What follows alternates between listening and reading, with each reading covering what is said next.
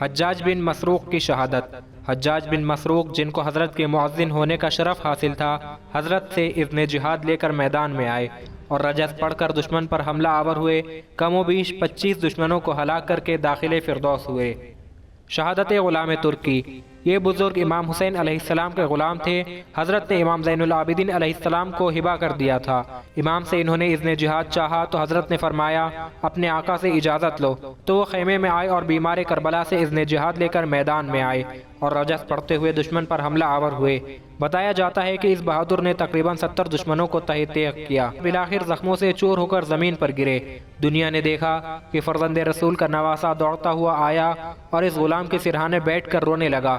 حسین علیہ السلام نے اپنے ازروئے بندہ نوازی اپنا روئے مبارک اس سعادت مند کے چہرے پر رکھ دیا۔ غلام نے آنکھیں کھولی، حضرت کے چہرے پر ایک نظر ڈالی اور اپنی خوش نصیبی پر مسکراتا ہوا جنت کو سدھارا۔ مذکورہ شہداء کے علاوہ زیاد بن غریب ہمدانی، سالم بن عمرو بن عبداللہ، سعد بن حارث، عمرو بن جندب حضرمی، قعنب بن عمرو نمری، یزید بن ثبیت، یزید بن مغفل جعفی، رافع بن عبداللہ، بشر بن عمرو بن احدوث حضرمی، یہ کے بعد دیگرے ظہر کے بعد فرزند رسول پر اپنی اپنی جانیں قربان کرتے رہے۔ شہادت سوید بن عمرو بن ابی متع۔ سوید بن عمرو بن ابی متع انصار میں سے آخری شہید ہیں۔ حوالہ تاریخ طبری جلد 6 صفحہ 255۔ بلکہ اگر یہ کہا جائے کہ کربلا کی جنگ کے آخری شہید ہیں تو صحیح ہوگا۔ فرزند رسول سے اذن جہاد لے کر میدان میں آئے اور دشمن پر بڑے سخت حملے کرتے رہے، یہاں تک کہ زخموں سے چور ہو کر گر پڑے اور بے ہوش ہو گئے۔ چونکہ ایسے مقام پر گرے تھے جو چاروں طرف سے فوج یزید سے گھرا ہوا تھا، اس لیے امام حسین علیہ السلام یا بنی ہاشم کا کوئی فرد ان تک نہیں پہنچ سکا۔ دشمنوں نے انہیں مردہ سمجھ کر ان کی طرف توجہ نہ دی۔ یہ اسی حالت میں وقت شہادت امام مظلوم تک پڑے رہے، لیکن جب لشکر یزید میں فتح کے شادیانے بجائے جانے لگے تو اس وقت غش سے انہیں افاقہ ہوا۔ انہوں نے جب یہ آوازیں سنی کہ حسین قتل کر دیے گئے تو ان کو تاب نہ رہی اور عالم ضعف و نقاہت میں تن کر کھڑے ہو گئے۔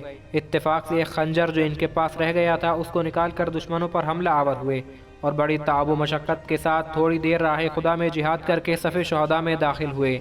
یہ تھے اصحاب حسین جن کے بلند ترین کردار اور عظیم قربانیوں پر جہان وفا قربان ہو جائے۔ یہ بات کس قدر عجیب تر ہے کہ جب تک انصار میں سے ایک ایک لڑ بھیڑ کر میدان میں گر نہ گیا اس وقت تک بنی ہاشم کے کسی فرد کو کوئی آنچ نہیں آئی۔ توجہ طلب امر۔ جو لوگ اہل بیت رسول کے مقام سے نابلد ہیں ان کے دلوں میں یہ خیال پیدا ہو سکتا ہے کہ فرزند رسول نے حتی المقدور اپنوں کو قتل ہونے سے بچائے رکھا اور غیروں کو میدان میں لڑنے کے لیے بھیج دیا، لیکن یہ خیال جہاں حسین مظلوم پر ایک عظیم ظلم ہے، اس کے ساتھ ہی ان کے انصار پر بھی سخت ترین ظلم ہے، اس لیے کہ فرزند رسول نے تو ہر موقع پر یہ چاہا اور مختلف عناوین سے اس خواہش کا اظہار کیا کہ میرے ساتھی مجھے چھوڑ دیں اور اپنی جان بچا کر صحیح و سالم یہاں سے نکل جائیں، لیکن یہ پرتوے کردار حسینی کا اثر تھا کہ جس شخص میں بھی اخلاقی قدروں کا کچھ وجود تھا وہ بغیر متاثر ہوئے نہ رہا۔ کردار حسینی جو اخلاق محمدی کا نمونہ حقیقی تھا، اس کا ادنی اثر یہ تھا کہ شب عاشور فوج یزید میں سے کم و بیش 30 سپاہی امام حسین علیہ السلام کی طرف اپنی جان فدا کرنے آئے، اور جو حضرت کے ساتھ پہلے سے تھا انہوں نے تو یہ طے کر ہی لیا تھا کہ چاہے کچھ بھی ہو جائے وہ فرزند رسول کے قدموں کو ہرگز ہرگز نہ چھوڑیں گے۔ شب عاشور کی تقریروں سے ان کا جذبہ جان فدائی اور ولولہ شہادت واضح تھا۔ 3 دن تک اپنے مظلوم امام کے ساتھ بھوکے پیاسے رہے اور روز عاشور اس بہادری سے لڑے جو تا قیام قیامت یادگار رہے گا۔ حضرت نے انصار کی خواہش کا احترام کیا۔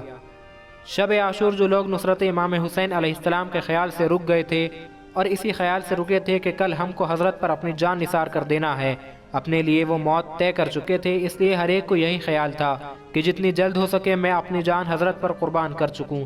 ان کے یہاں جان بچانے کا کوئی تصور ہی نہ تھا اور اس سلسلے میں ہر ایک دوسرے پر سبقت لے جانے کی کوشش میں تھا، خصوصیت کے ساتھ اس وقت جب فرزند رسول نے انہیں جمع کیا اور فرمایا کہ میں نے اپنی بیعت تمہاری گردنوں سے اٹھا لی، تم اس پردہ شب میں مجھے تنہا چھوڑ کر جہاں چاہو چلے جاؤ، مجھے تو کل مرنا ہی ہے، میں یہ نہیں چاہتا کہ تم میری وجہ سے مصیبت میں مبتلا ہو۔ ان کلمات نے انصار کے دلوں پر یہ اثر کیا کہ سب نے بالاتفاق یہ طے کر لیا کہ اول ہم لوگوں کو اپنی جانیں نثار کرنی چاہیے، ایسا نہ ہو کہ بنی ہاشم میں سے کسی فرد کو ہمارے سامنے کوئی گزند پہنچے۔ اور فرزند رسول کے اخلاق سے یہ بات بعید تھی کہ اپنے ایسے فداکار انصار کے جذبات کا لحاظ نہ فرمائیں، لیکن اس بات پر یوں بھی غور کرنا چاہیے کہ روز عاشور امام مظلوم اور آپ کے ساتھیوں کے لیے انتہائی تکالیف و مصائب کا دن تھا، ان شہداء میں جو جتنی زیادہ دیر زندہ رہا اس نے اتنی ہی زیادہ تکلیف اٹھائی۔ بعد کے شہداء نے ابتدائی شہداء سے زیادہ تکالیف و مصائب کا سامنا کیا۔ ایسی صورت میں فرزند رسول کے اخلاق کا تقاضا تھا کہ آپ اور آپ کے اعزاء زیادہ تکلیف اٹھائیں، اور انصار کے لیے ایسی صورت پیدا کی جائے کہ انہیں اعزاء سے کم تکلیف پہنچے۔ لہذا حضرت نے بھی اپنے مقام پر یہی پسند کیا کہ انصار اول درجہ شہادت پر فائز ہو جائیں تاکہ وہ اس دن کی تکلیفوں سے جلد نجات پائیں اور زیادہ تکالیف کے لیے اعزاء رہ جائیں۔ اور اعزاء میں بھی یہ اہتمام کیا کہ جو جتنا بھی حضرت سے زیادہ قریب ہو وہ زیادہ تکلیف اٹھائے۔ اس کے علاوہ حضرت اپنی نگاہ میں ہر ایک کی قوت برداشت کو تول بھی رہے تھے، جس میں جتنی قوت برداشت اتنی ہی اس کو مصائب برداشت کرنے کی تکلیف دی۔ امام اپنے علم خصوصی سے آگاہ تھے کہ میرے ساتھیوں اور عزیزوں میں سے کس میں کتنی قوت ہے کہ وہ کتنی دیر تک مصائب برداشت کر سکتا ہے۔